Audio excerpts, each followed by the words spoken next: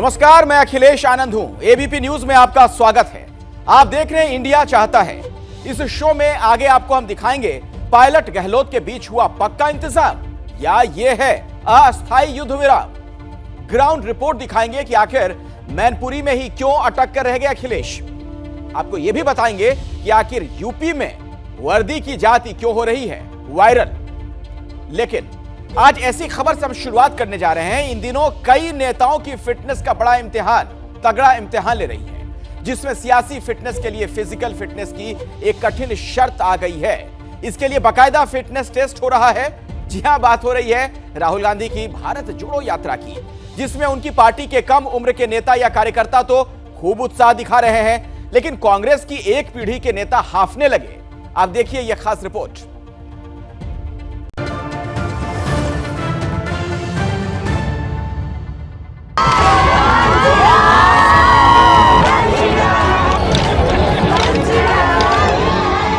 आगे आगे रफ्तार पकड़े राहुल गांधी और उनके पीछे पीछे कदम से कदम मिलाने की कोशिश करते कांग्रेस नेता और कार्यकर्ता। रोजाना लगभग 24 किलोमीटर का पैदल सफर, दिन भर में हजारों लोगों से मिलना, कभी दौड़ लगाना, कभी बैडमिंटन तो कभी फुटबॉल खेलना, और तो और कभी कभी डांस तक करना पड़ता है।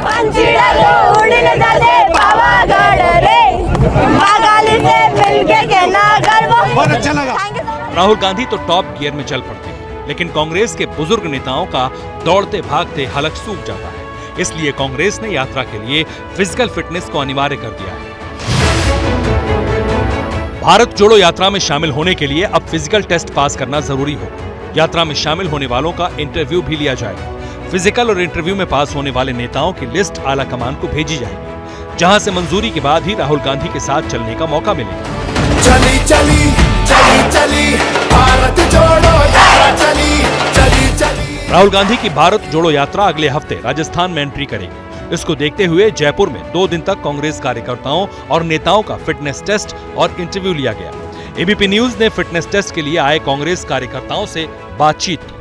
मैं करीबन 5 फुट 9 इंच 9.5 इंच का हूँ और डेली मैं 10-15 हज़ार स्टेप्स चलता हूँ, तो मेरी फिजिकल फिटनेस तो एकदम बढ़िया है। और इससे पहले भी मैं कर्नाटक जाके राहुल गांधी जी के साथ करीबन 10 दिन तक चल चुका हूँ। यात्रा में प्रदेश यात्री बन के क्या मैसेज देंगे सारे रास्ते में लोगों को।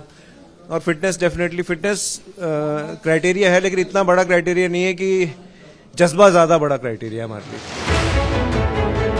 जयपुर में 2 दिन तक चले फिजिकल टेस्ट में बड़ी संख्या में कांग्रेस के कार्यकर्ता पहुंचे, लेकिन ऐसा नहीं है कि हर किसी को यात्रा में शामिल किया जाएगा। राजस्थान में 2000 कांग्रेस कार्यकर्ताओं को शॉर्टलिस्ट किया जाएगा। इनमें से 500 से 700 का चयन किया जाएगा। यही नेता और कार्यकर्ता राहुल के साथ यात्रा का हिस्सा बनेंगे। बात इतनी सी ही नहीं है। यात्रा में शामिल होने के लिए जो भी इंटरव्यू देने आ रहे हैं, उनकी मेडिकल हिस्ट्री मांगी जा रही है, ताकि लंबी दूरी पैदल तय करने में किसी को कोई शारीरिक परेशानी ना हो। इसके साथ ही यात्रियों से उनका कांग्रेस में बैकग्राउंड पूछा जा रहा है। राहुल गांधी की भारत जोड़ो यात्रा राजस्थान में करीब 500 किलोमीटर का सफर तय करेगी। यात्रा झालावाड़ से शुरू होकर कुल 6 जिलों से गुजरेगी। इस दौरान हर दिन पब्लिक मीटिंग होंगी और राहुल गांधी के भाषण भी होंगे। बाकी राज्यों में भी ऐसा होता रहा है। ऐसे में सवाल उठता है कि भारत जोड़ो यात्रा के लिए आखिर फिटनेस टेस्ट की जरूरत क्यों पड़ी। असल में कांग्रेस के सीनियर लीडर कमलनाथ का एक वीडियो सोशल मीडिया में वायरल हो रहा है। वीडियो में क्या कह रहे हैं, गौर से सुनिए।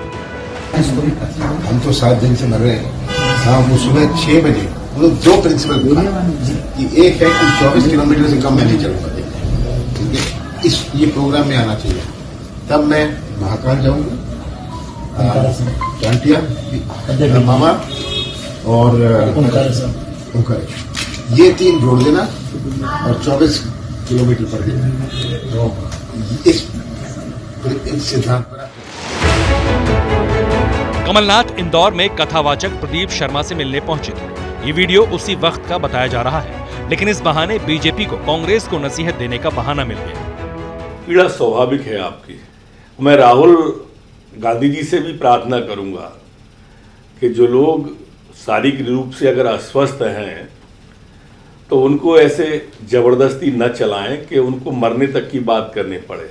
ऐसा है वो और तेजी से दौड़ने लगे। अब आपको थकान नहीं हो रही? जी, ना उनको हुई ना मुझे हुई।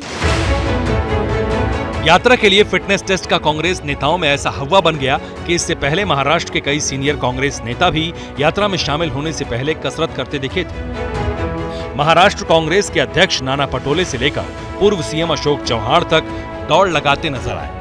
कदमों से हिंदुस्तान नापने निकले राहुल गांधी 52 साल के हैं, लेकिन उनकी फिटनेस का लेवल ऐसा है कि उनके साथ कदमताल करने में बुजुर्ग नेता हांफने लगे हैं। भारत जोड़ो यात्रा में कांग्रेस हांफती हुई न दिखे, इसलिए फिजिकल टेस्ट मस्ट हो गया है।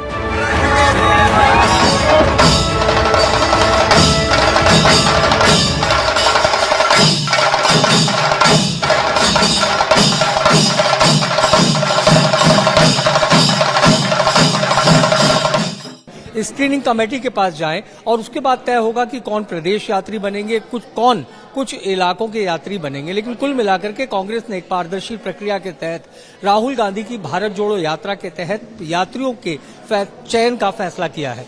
कैमरामैन गोविंद साहू के साथ मनीष शर्मा, एबीपी न्यूज, जयपुर। अब राहुल गांधी की भारत जोड़ो यात्रा हिंदी बेल्ट में है और जहां जहां से यात्रा गुजरेगी उस हिंदी बेल्ट में कांग्रेस की अपनी राजनीतिक स्थिति क्या है, जरा यह भी आप समझिए। मध्य प्रदेश में जहां अभी यात्रा जारी है, 2018 में कांग्रेस ने सरकार बनाई, लेकिन 2020 में गंवा दी। राजस्थान में 2018 से कांग्रेस की सरकार है, लेकिन झगड़ा मचा हुआ है। हरियाणा में कांग्रेस 2014 से सत्ता से बाहर है, जबकि उत्तर प्रदेश में आखिरी बार 1989 में कांग्रेस का शासन था। दिल्ली की सत्ता से कांग्रेस 2013 से बाहर है। तो अब कांग्रेस के नेताओं और कार्यकर्ताओं का यह फिटनेस टेस्ट पार्टी के कितने काम आएगा, यह देखने वाली बात होगी। लेकिन भारत जोड़ो यात्रा के अगले राज्य यानी राजस्थान में कांग्रेस जोड़ो के लिए एक इंतजाम किया गया। पायलट और गहलोत दोनों कैमरे के सामने आए, हाथ मिलाते दिखे, लेकिन क्या दोनों खेमों में सीज फायर हो चुका है? अब रिपोर्ट देखिए। अशोक गहलोत, सचिन पायलट दोनों पार्टी का असच है। राहुल गांधी का क्लियर कट वर्ड हुआ। 2018 से 2022 के बीच 4 साल गुजर गए। इन 4 सालों में राजस्थान कांग्रेस की कहानी the United colours of Rajasthan से एसेट तक ही पहुंच पाई। इस बार फ्रेम में राहुल गांधी नहीं है, लेकिन एकजुटता की वजह राहुल ही है। भारत जोड़ो यात्रा 6 दिसंबर को राजस्थान पहुंचने वाली है, इसलिए जयपुर में कांग्रेस जोड़ो अभियान ने गति पकड़ी। भारत जोड़ो यात्रा की तैयारियों पर चर्चा के बहाने केसी वेणुगोपाल जयपुर पहुंचे। दिग्गजों की बैठक शुरू हुई। आमने सामने अशोक गहलोत और सचिन पायलट थे।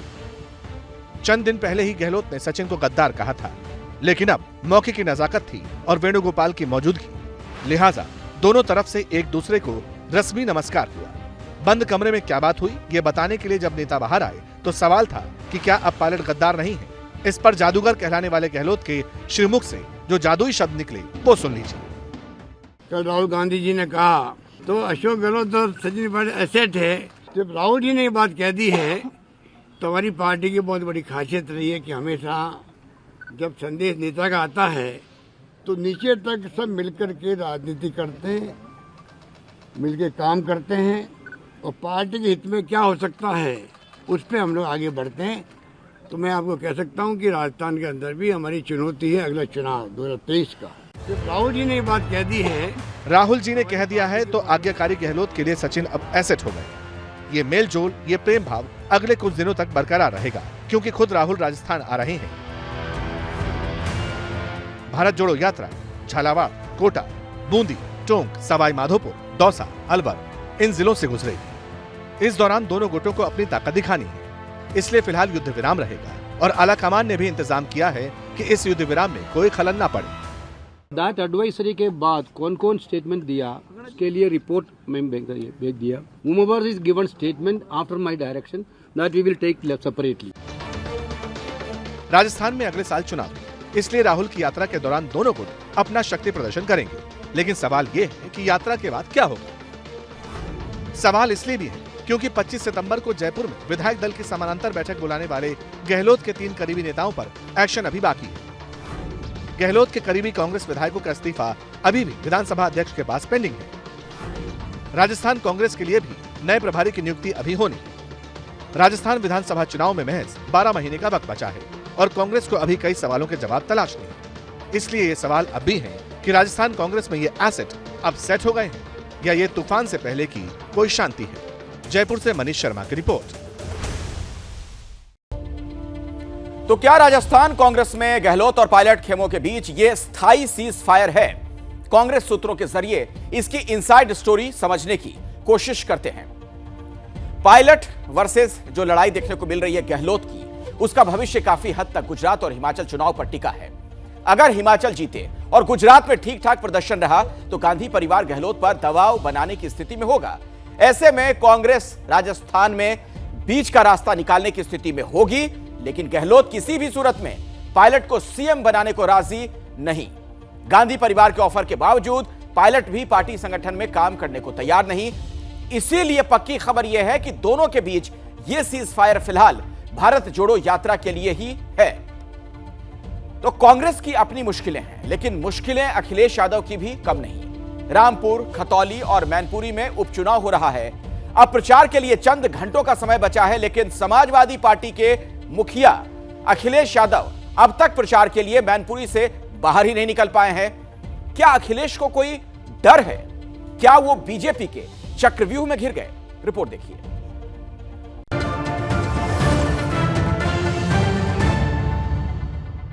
अखिलेश यादव जी जब तशरीफ लाएंगे, रामपुर में आजम खान को अखिलेश का इंतजार है, लेकिन अखिलेश मैनपुरी में फंसे हुए हैं।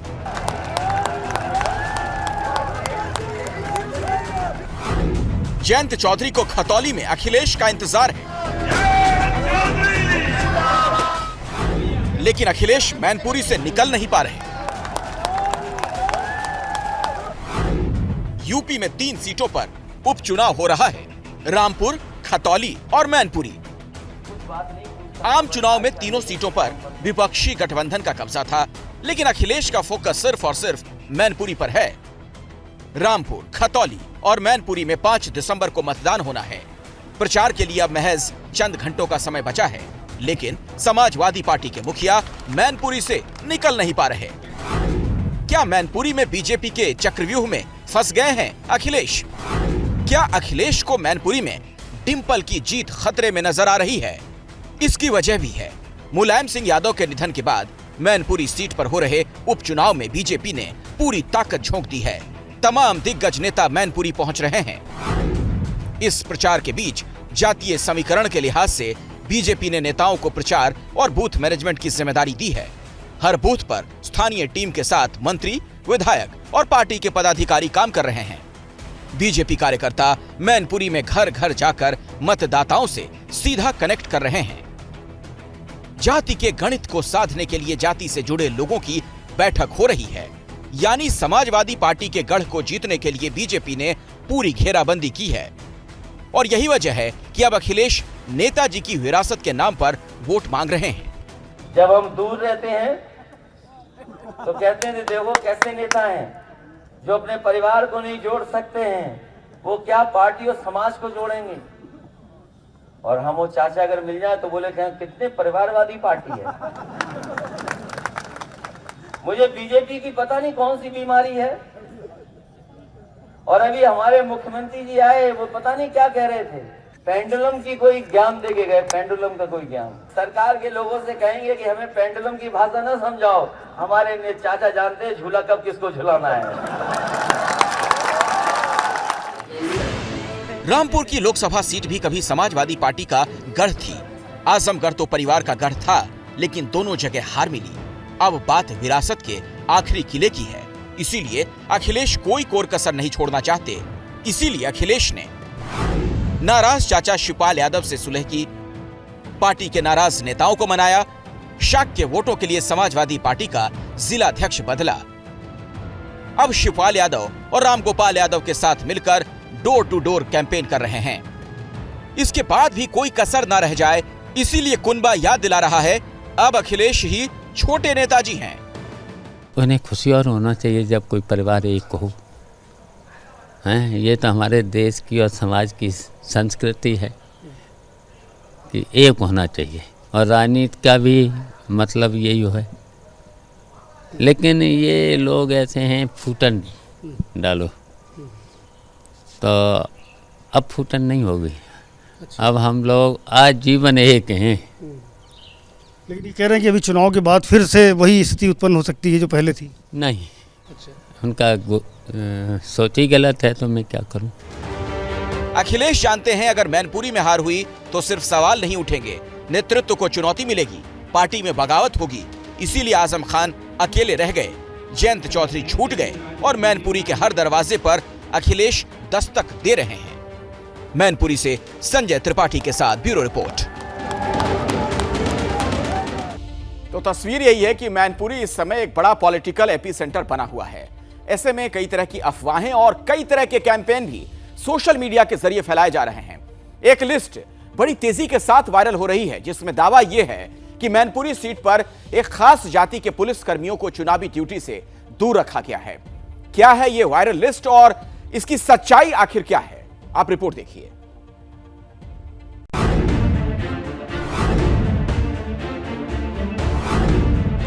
सबसे पहले क्रमांक, फिर स्थान, फिर नाम, मोबाइल, जाति और जनपद। इस लिस्ट में 7 कॉलम हैं, लेकिन सवाल छठे कॉलम को लेकर है। सवाल पूछा जा रहा है, पुलिस कर्मियों की लिस्ट में जाति का कॉलम क्यों लिखा है? सोशल मीडिया में लिस्ट वायरल हो रही है।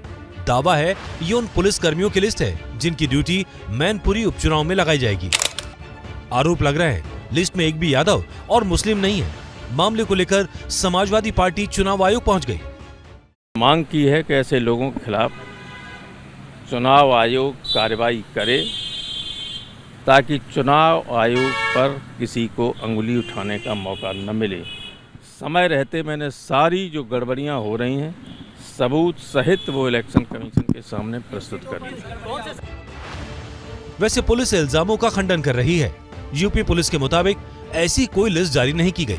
पुलिस का कहना है किसी भी पुलिसकर्मी की ड्यूटी के नाम के साथ जाति का कॉलम नहीं होता है। लिस्ट कहां से वायरल हुई इसकी जांच की जाएगी। लेकिन समाजवादी पार्टी की शिकायत इतनी ही नहीं है।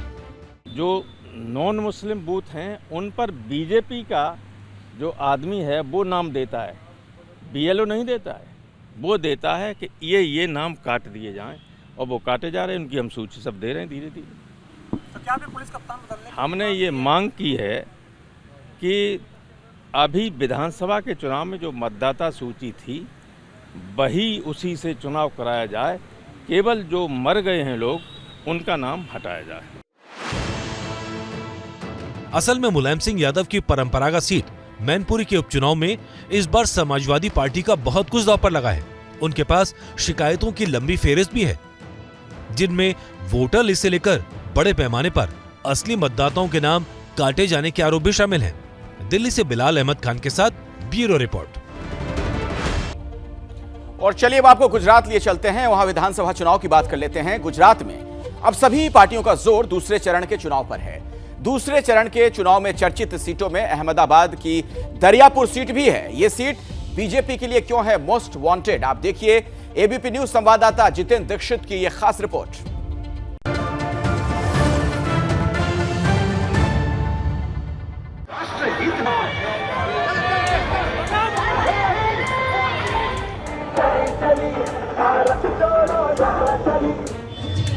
गुजरात की एक सीट जो है बीजेपी के लिए मोस्ट वांटेड सीट, वो एक सीट जो पिछले 10 साल से बीजेपी के लिए बनी हुई है एक पहेली। वो है अहमदाबाद की दरियापुर विधानसभा सीट, जहां दूसरे चरण में होना है मुकाबला। अहमदाबाद एक ऐतिहासिक शहर है और हम इस वक्त मौजूद हैं पुराने अहमदाबाद में, जिसे कि दरियापुर कहा जाता है। 15वीं सदी में ये पूरा इलाका एक किले के भीतर आया करता था और यहाँ से अंदर आने जाने के लिए कई सारे दरवाजे होते थे। ऐसा ही एक दरवाजा मेरे पीछे है जिसे कि दिल्ली दरवाजा कहा जाता है। तो आइए आज जानेंगे इस इलाके के सियासी संग्राम के बारे में।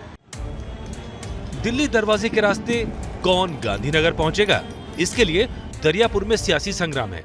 यहाँ के मौजूदा विधायक हैं कांग्रेस के गयासुद्दीन शेख। गयासुद्दीन शेख ने 2012 और 2017 में ये सीट जीती है। गयासुद्दीन शेख कांग्रेस के टिकट पर एक बार फिर से मैदान में हैं, लेकिन इस बार टक्कर कांटे की है।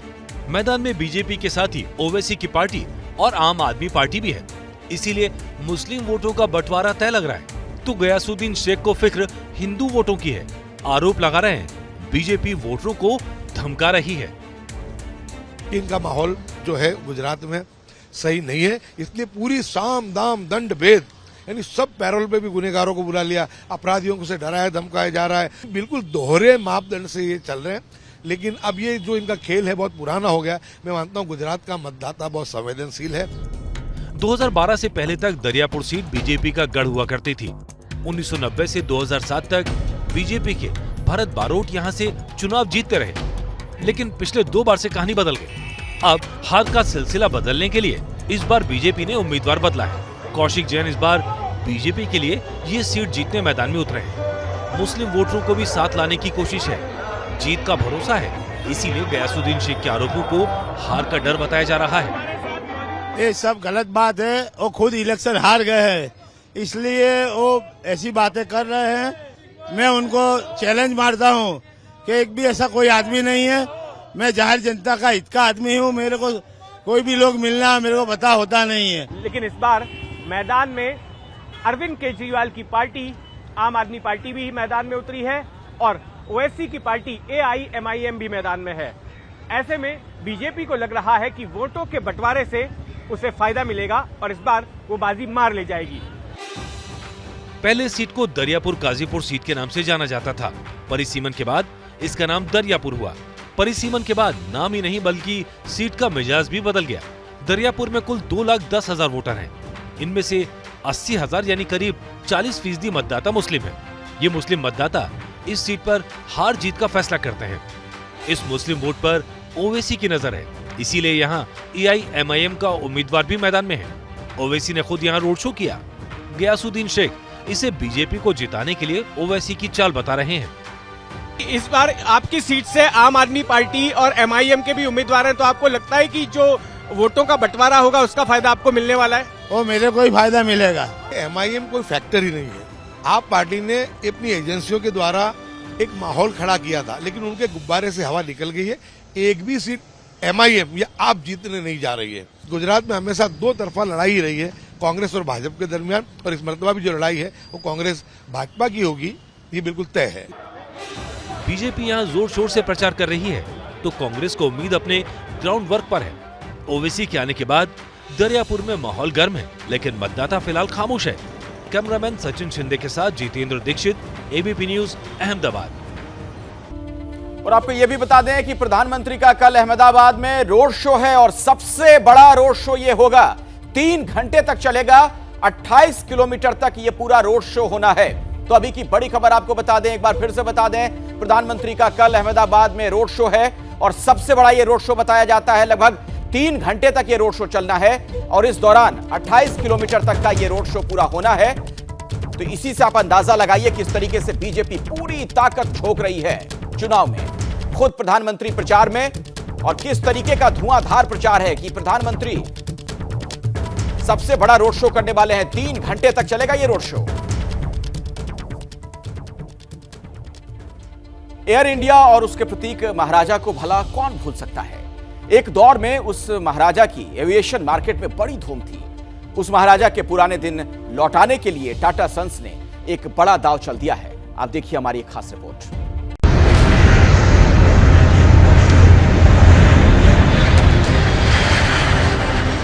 जिस मार्केट में इंडिगो का दबदबा है, उसी मार्केट में टाटा सन्स ने चला है एक मास्टर स्ट्रोक। टाटा सन्स के मालिकान हक वाली एयर इंडिया में विस्तारा एयरलाइंस का विलय। भारत के एविएशन मार्केट से इंडिगो को पछाड़ने और अपनी सत्ता कायम करने के लिए टाटा ग्रुप ने यह बड़ा दांव चला है। विस्तारा एयरलाइंस में इस वक्त टाटा सन्स का 51% और सिंगापुर एयरलाइंस का 49% हिस्सा है। मर्जर के बाद अब एयर इंडिया में सिंगापुर एयरलाइंस का हिस्सा 25.1% हो जाएगा। इस सौदे के बाद सिंगापुर एयरलाइंस एयर इंडिया में करीब 2058 करोड़ रुपए का निवेश करेगी। विस्तारा का टाटा सन्स वाली एयर इंडिया में विलय इसलिए भी अहम है क्योंकि माना जा रहा है कि इससे भारत के एयरलाइन सेक्टर में वर्चस्व रखने वाली इंडिगो जैसी कंपनियों को कड़ी चुनौती मिलेगी। अभी इंडिगो एयरलाइंस का भारतीय एविएशन मार्केट पर 50% कब्जा है। अब सिंगापुर एयरलाइंस की मदद से टाटा सन्स इंडिगो के दबदबे को चुनौती देने निकला। तो क्या इससे भारतीय आकाश में फिर से महाराजा का राज लौट सकेगा? Bureau report, ABP news.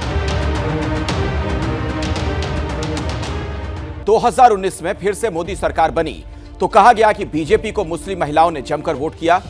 BJP इस वोट बैंक का विस्तार करने में जुट गई। लेकिन सवाल यह है, क्या इसीलिए यूपी में अवैध मदरसों पर एक्शन से सरकार झिझक रही है? और यह सवाल इसलिए क्योंकि यूपी में मदरसों के सर्वे का काम पूरा हो चुका है। हजारों गैर मान्यता प्राप्त मदरसों का पता भी चल चुका है। लेकिन सर्वे की रिपोर्ट सरकार को कैसे धर्म संकट में डाल रही है, आप एक्सक्लूसिव रिपोर्ट देखिए।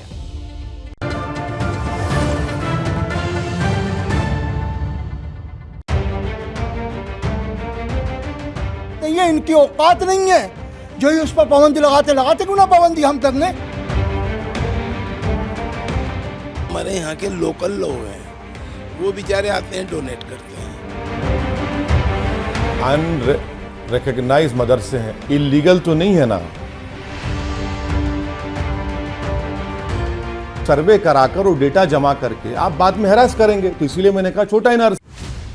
यूपी में मदरसों के जिस सर्वे पर बड़ा शोर मचा, जिस सर्वे पर सरकार की मंशा पर सवाल उठाए गए, उस सर्वे के जब नतीजे सामने आए तो खुद सरकार के सामने ही एक नया धर्म संकट खड़ा हो गया।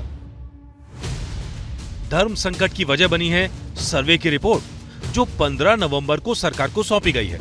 रिपोर्ट में कहा गया है यूपी में 8,500 गैर मान्यता प्राप्त मदरसे चल रहे हैं। ये रिपोर्ट यूपी के सभी 75 जिलों में मदरसों की छानबीन के बाद सामने आई। यानी यूपी में 8,500 मदरसे ऐसे हैं जिन्होंने कभी भी संस्थान से मान्यता नहीं ली है। इनमें कई प्रकार की दूसरी अनियमितताएं भी सामने आई। खुलासा ये भी हुआ कई मदरसे दीनी तालीम की आड़ में रकम उगाही का धंधा भी चला रहे हैं। लेकिन अब इन 8,500 अवैध मदरसों पर क्या एक्शन लिया जाए, सरकार के सामने ये यक्ष प्रश्न है।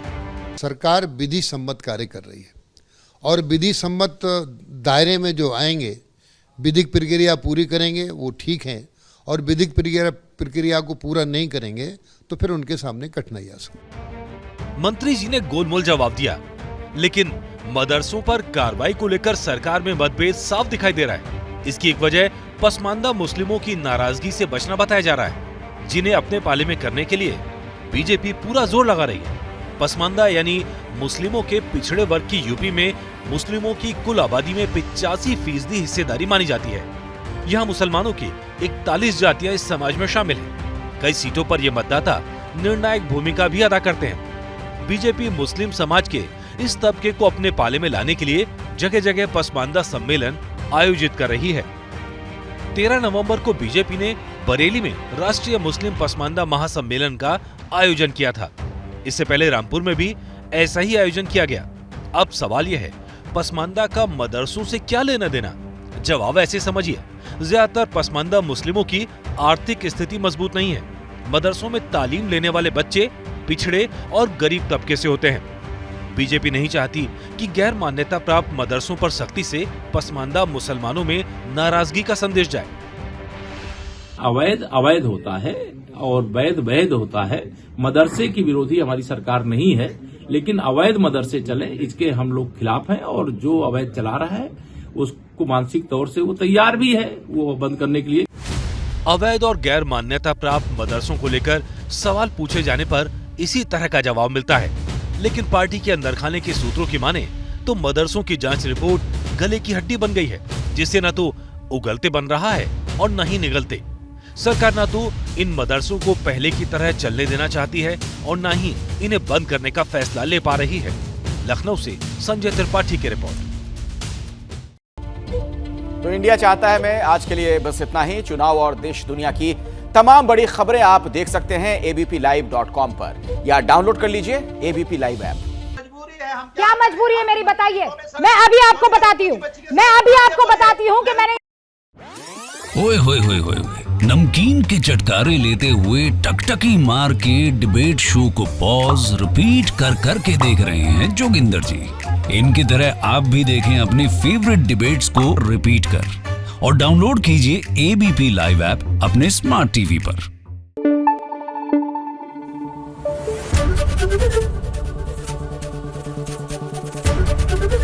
ABP न्यूज आपको रखे आगे।